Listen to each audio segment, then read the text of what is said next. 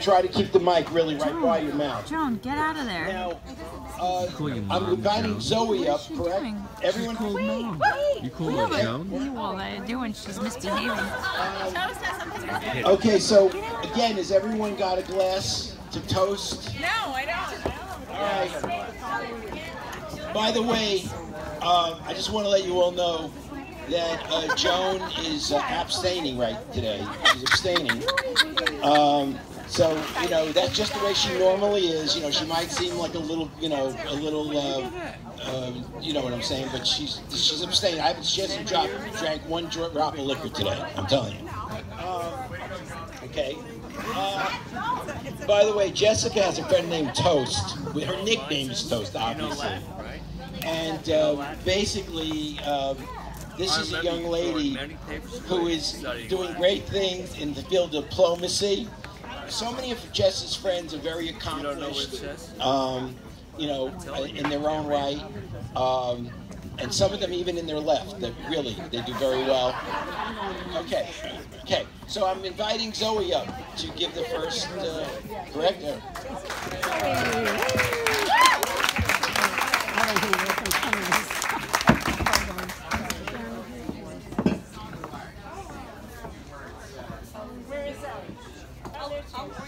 Jesus.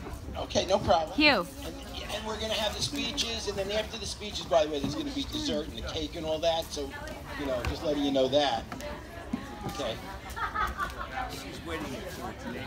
By the way, there's been word out there that supposedly a friend of mine, a rapper named Show Dog, may actually wind up appearing tonight.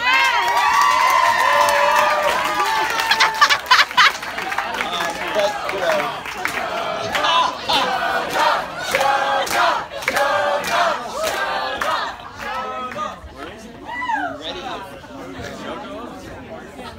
Hey everyone, can you hear me all right? Yeah! What does that mean? My first request is that no one look at your phone until I tell you to, okay?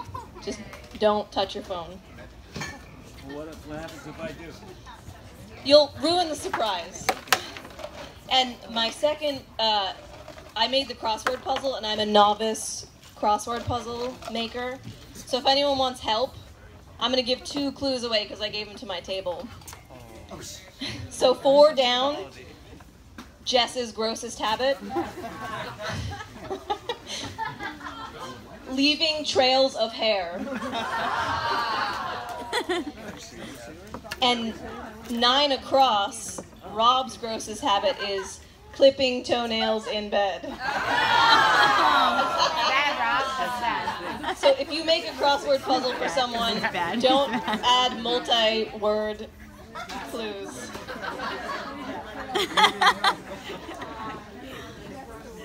Okay, so if you don't know me, I'm Zoe, and I've had the pleasure of being Jess's best friend since the age of 4. And this red-haired siren took my life by storm. And she's been there for me ever since, and I'm so grateful for that. And I'm very happy to share her with Rob.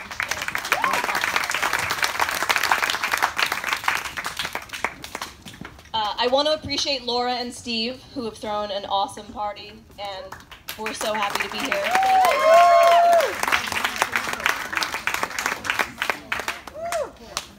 Yeah, let's have a drink for Laura and Steve. Oh, and Jake, he worked really hard cleaning the tables, and that was really hard on him. And I also think we need to raise a glass for Marilyn and Michael Stevenson, because without them, Rob wouldn't have been made, and then Jess, none of us would be here, so to Michael and Marilyn. Okay, and then Laura kind of did this, but I want to recognize everyone who came from far away. So we have people from different parts of Jersey, Connecticut, New York, Virginia, Massachusetts, New Hampshire, South Carolina, Indiana, and California. So thank you everyone for coming.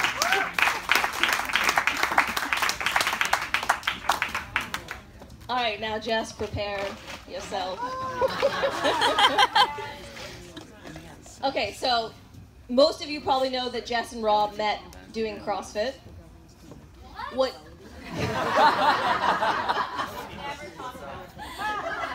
you don't know is that Jess may have missed her calling as a mixed martial arts fighter.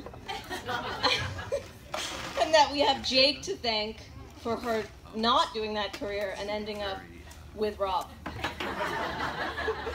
So, when we were kids, we used to play this game called Treaty, as in like peace treaty.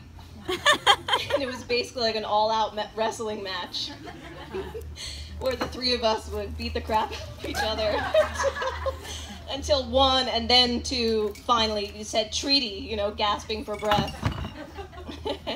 And Jess would usually win because she was Jess, and you know, it was me, Jake, and Jess. So,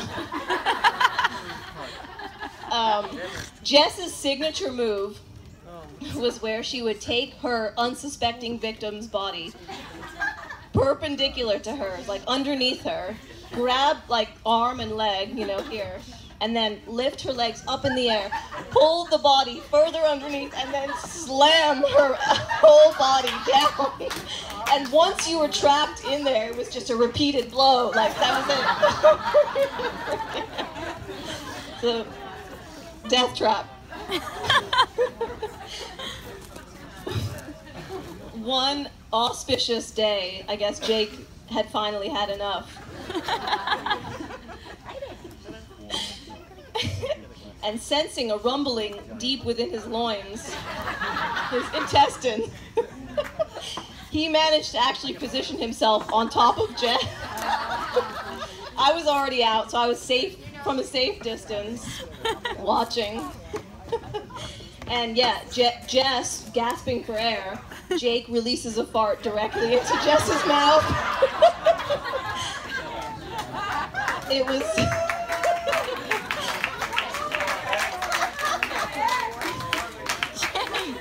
It was the first major reshuffling of the Sussman children dynamics in the house. And Jess she would have been mad, but just too much respect was owed for Jake. So that's what she said, no more mixed martial arts. I'm going gymnastics all the way, and then that led into CrossFit, so thank you, Jake. They found each other, yeah.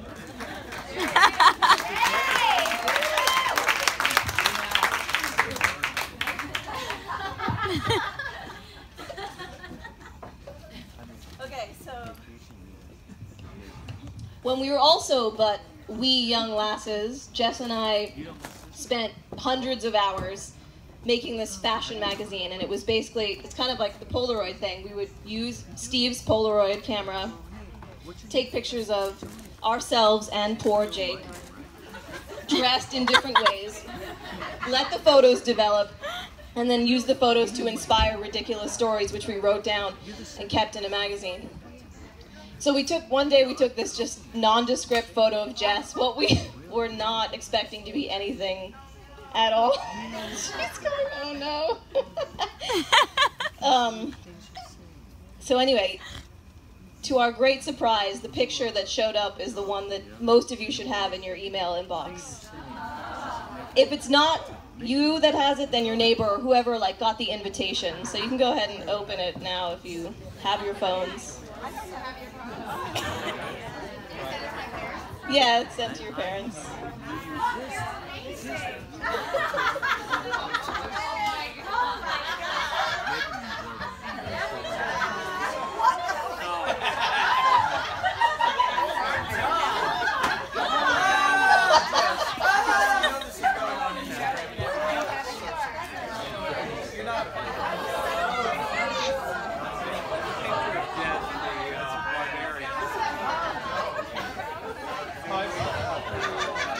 Here, I'll show you. Oh, I got it. So, yeah, you can see this photo.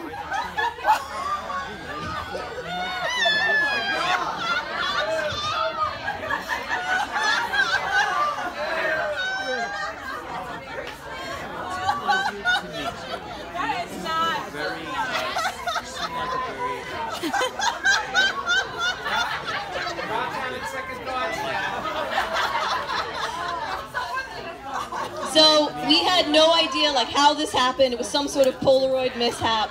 Do you all at this table see it? Aesop. There like seemed to be flames in the background. Jess, is something happening with her eyebrows? Like Jess thought that this was some sort of message from hell. And I was like rolling on the ground laughing, but she was terrified. We had to hide the picture for some time. It's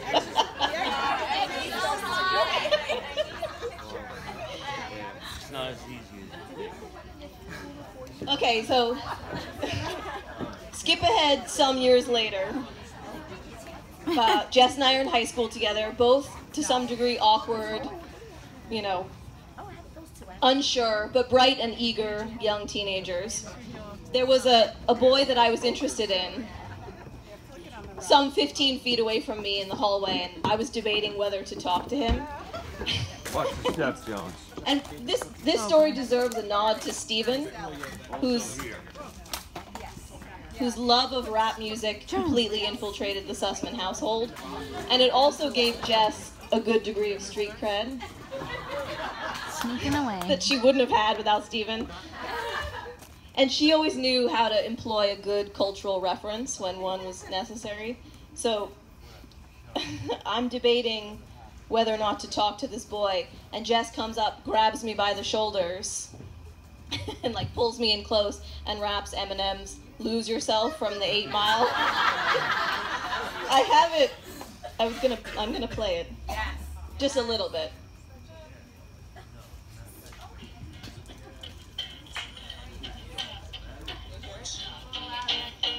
One opportunity. Seize everything you ever wanted. One moment.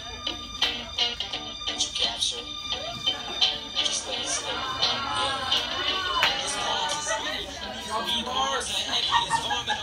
Okay, so that beginning part is what she said to me. If you had one, perfect, all the words. So I didn't actually talk to him because Jess's company was much more preferable, and that's the thing about Jess, is that she's awesome and a lot of fun to be around. Okay, last story. Where's the story? Okay, this is a good one. So, I can't remember where this actually happened. I thought it happened at my college. But it could have been anywhere. So most of my friends, this table over here, come to visit me, or maybe it's somewhere else. I don't know. That's kind of irrelevant, actually. And, the night is young. The booze is flowing. We're having a good time. Such a good time, in part because Jess was there, and Jess was the life of many a party during this era. So, college, I'm sure.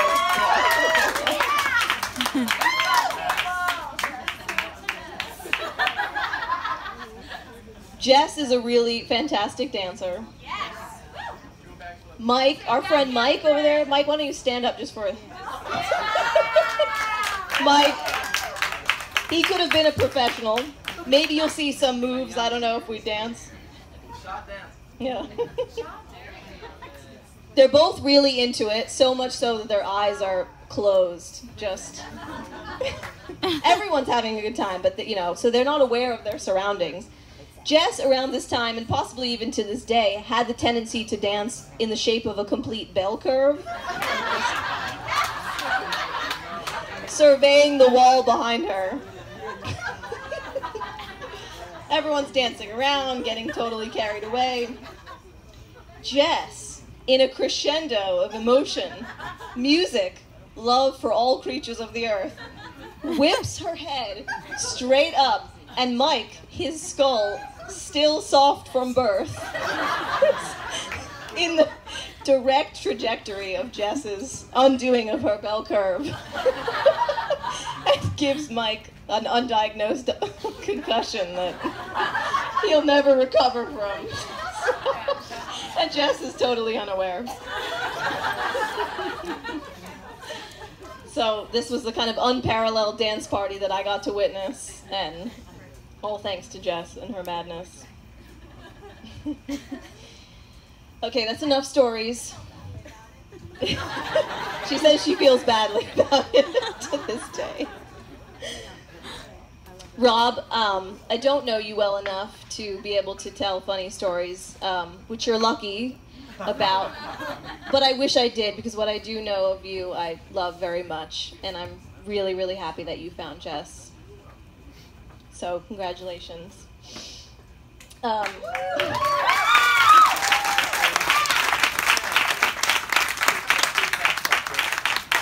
Jess, think of all the years of teenage angst about whether or not we would or would not have boyfriends and how troubling that was. And of course, we should have known that there would be this kind, generous, and magnificently sculpted young man named Rob whose heart you would capture and be your partner forever. So that was silly of us.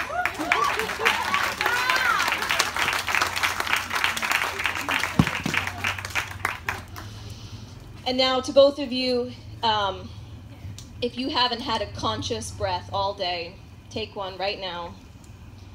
Take this all in. Now is, in some ways, the start of your new life together. You found each other. So many people that love you are here celebrating your love and the fact that you found each other.